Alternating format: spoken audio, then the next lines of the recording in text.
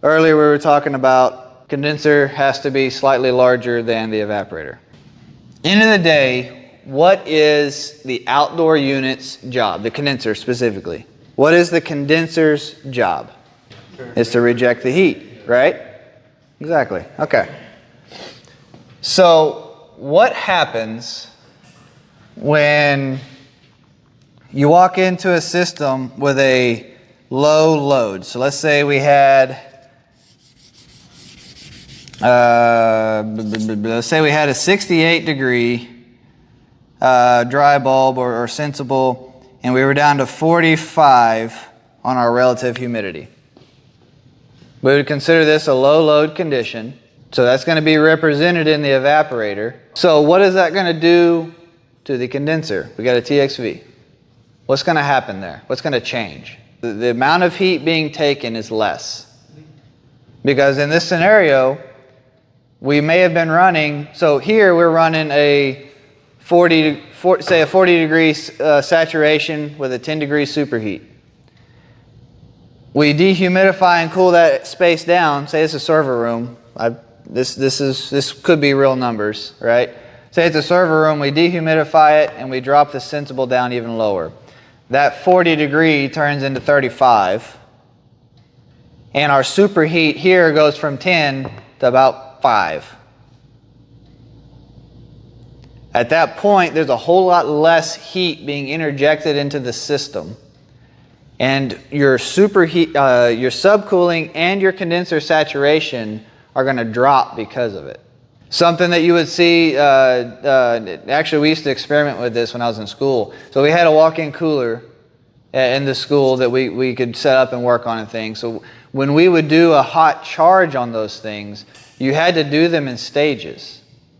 So if the box was at a set point of 40 degrees in the box, and it got up to say 80 in there, you couldn't just throw all the charge in at one time and let it pull down.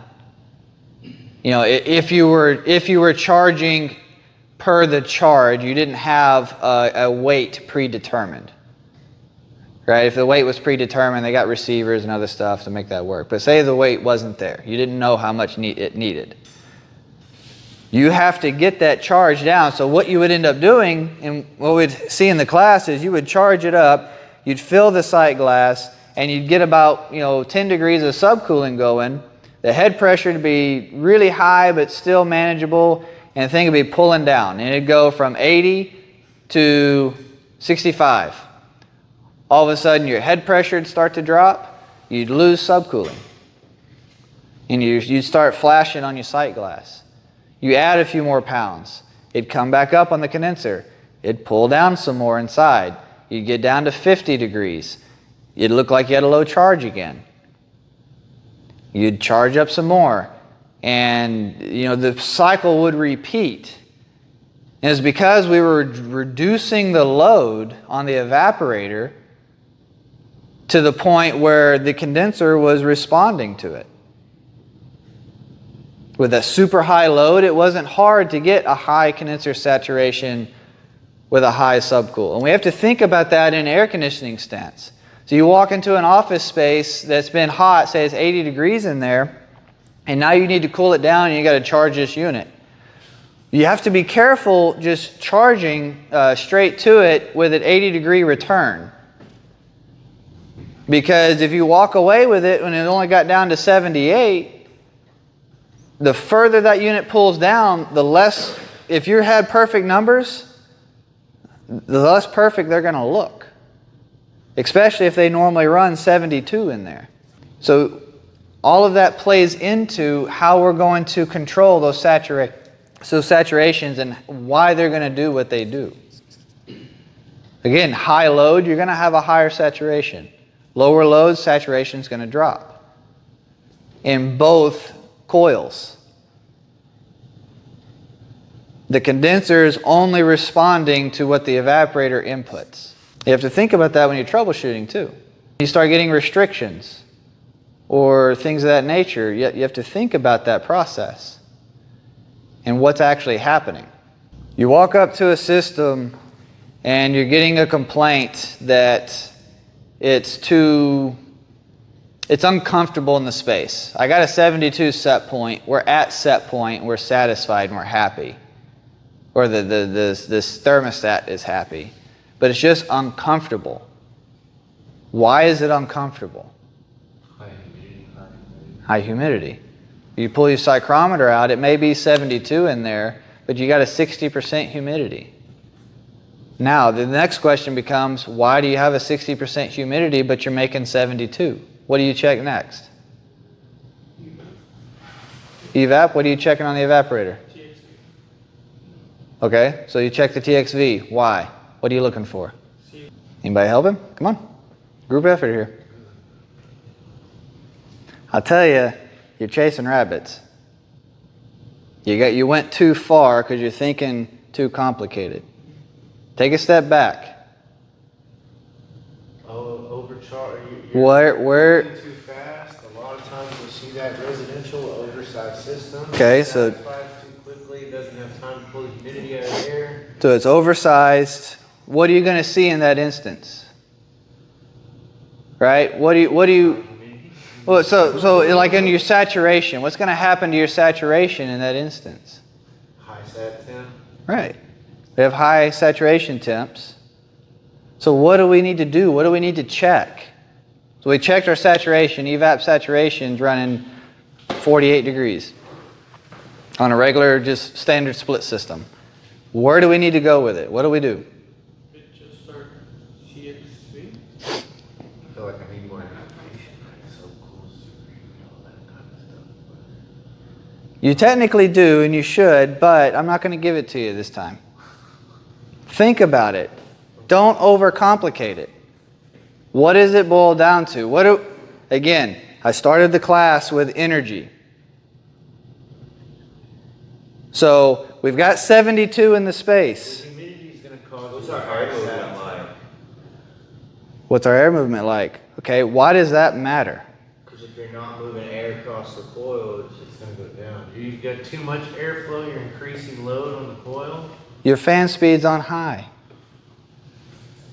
You walk up, somebody just moved the fan speed to high because at some point, for whatever reason, they were having whatever issue. It doesn't matter what they had before.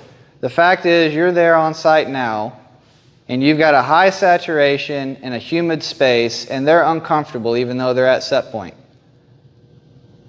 Drop that fan back, reduce that air, let that air have more physical contact time with that surface area so that humidity, that latent heat can draw out of it. Because when it blows by it at 90 miles an hour, it can't touch it. But everything else in the system looks perfect. Do you drop that fan from, say, high to medium, and now you get 43 degree saturation?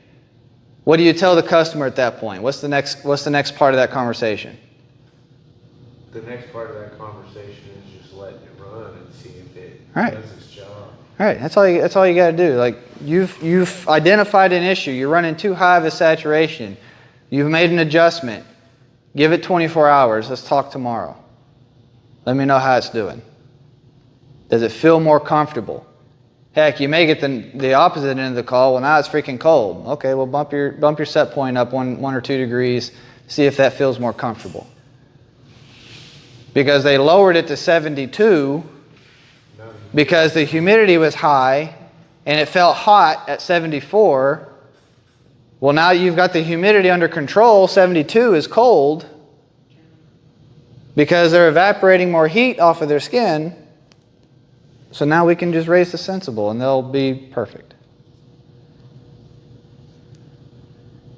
And the only thing we paid attention to there was what? How we're transferring the energy. It's energy transfer. It's all air conditioning is. Whether it be latent, whether it be sensible, however it looks.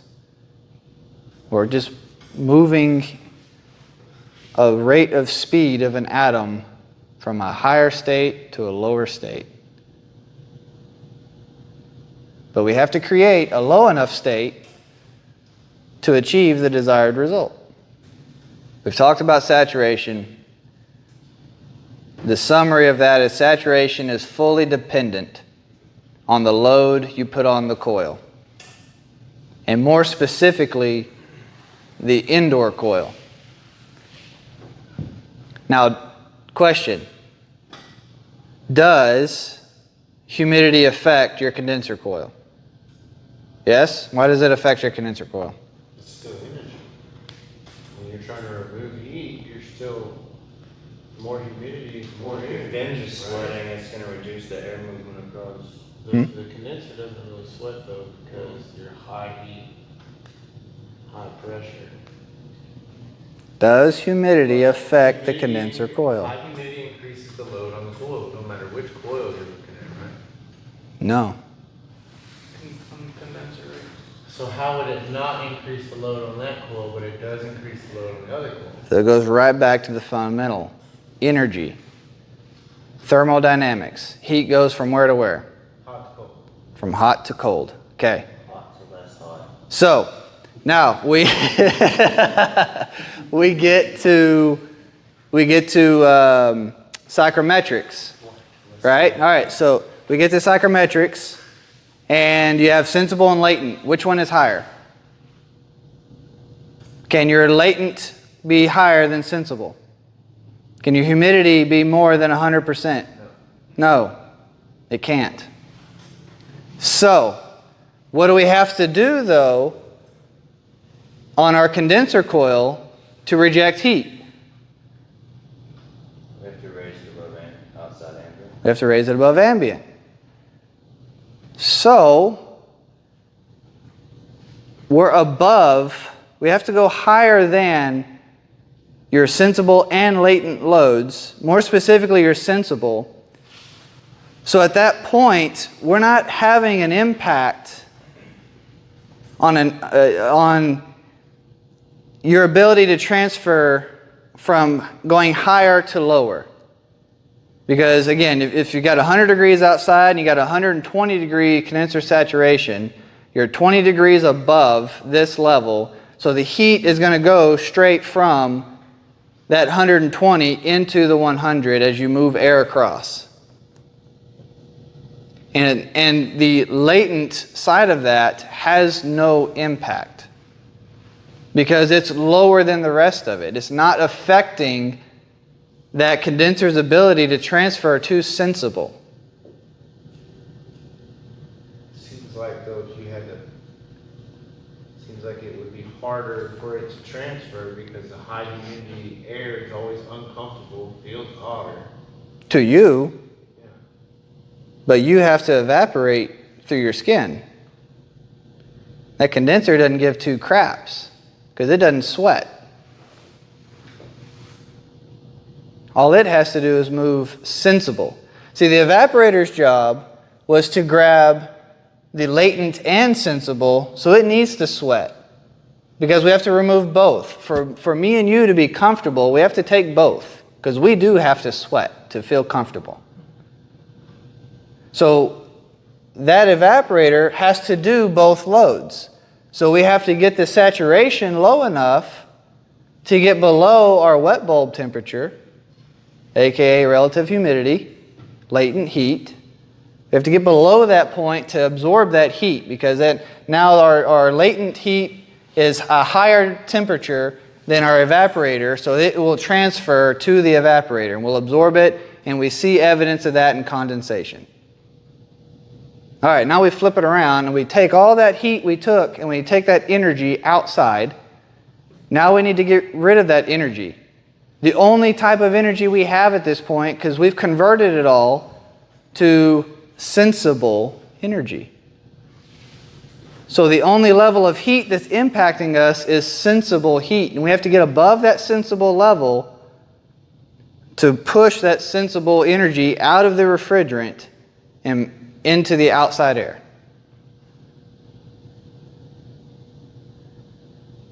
So the outside relative humidity has no impact. It doesn't matter. It doesn't play a factor. On a cooling tower, it would, because cooling towers have to sweat, aka evaporate. So your wet bulb outside completely plays a factor at a cooling tower. But on a regular air-cooled condenser, it couldn't care less. Now, it may corrode the heck out of it. You get over into the salt water area, and sure, that salt will get on it, but it's not the humidity that's the problem then. It's what's in the humidity, creating a chemical reaction.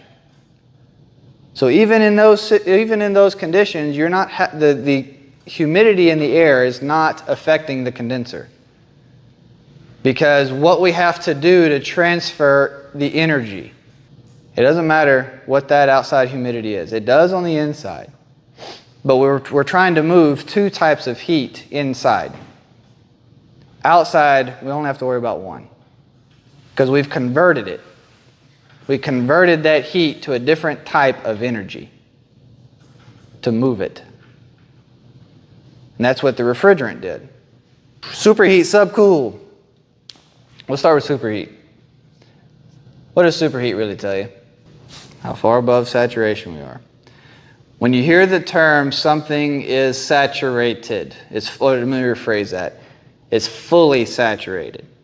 Okay, if I throw that term at you, what does fully saturated mean? What happens when you're 50-50? You're equal parts. What's happened? What term would you use for that? I don't know, it just gets wrong. It's saturating, right? It's what? It's saturating. That refrigerant is saturating. So if I say it's fully saturated, what does it mean? It's all on one side. It's changed its state. It has completed the change of state transfer. It's fully saturated into a vapor, or it's fully saturated into a liquid. So when a refrigerant has saturated, it means it has completed the transfer process. So if you don't have any superheat at all, what does that tell you? You have to change the. You're pulling liquid back. Right, so if you're pulling liquid back, what does it mean? It never completed the saturation process. One of the biggest debates you'll ever create is post online that a TXV or a metering device creates 80-20, not 75-25. What number are you looking for in terms of superheat on a standard basis? What is Copeland's recommendation on superheat? I didn't say train, I didn't say Carrier, I said what is Copeland's recommendation? Okay, it's 20. Copeland recommends a 20-degree superheat. If you've known me long enough, do I recommend a 20-degree superheat? No, I don't. Why? It's too much. Why? At above 20, you're starting to act like you're undercharged. Your heating is going to be more load for the condenser to bring it back down to liquid. Not only that, the compressor cooling and it comes in efficiency. Because the lower you can make that superheat, the more efficient you're being with that refrigerant. It's one reason why we run some centrifugal chillers. We may run half a degree of superheat, and that be the set point target. It's because of the efficiency value. We're not using more refrigerant than absolutely necessary to achieve the same BTU volume.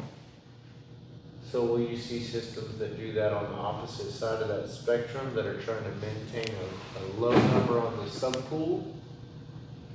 Yes. Yes, there are systems that run very low subcooling intentionally. Now, carrying that forward, my issue with 20 degrees is it's the top end I'll ever let a system be.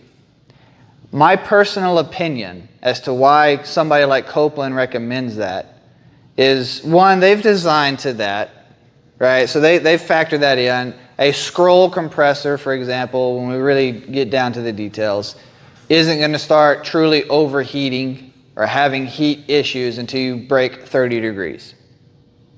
But you're losing a lot of efficiency out of that system.